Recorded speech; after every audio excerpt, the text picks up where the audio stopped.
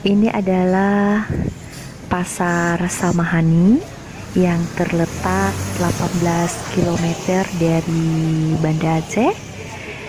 Jika teman-teman menuju ke Kabupaten Aceh Besar, yaitu Kota Janto, pastinya teman-teman semua akan melewati Pasar Samahani ini.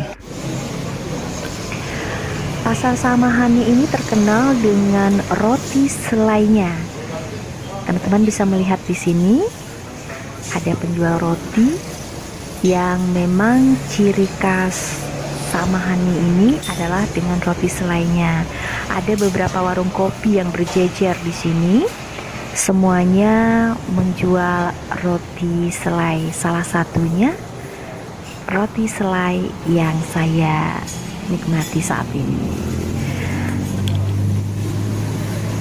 Tempatnya sangat strategis di pinggir jalan besar, itu jalan nasional, memang jalan Banda Aceh Medan.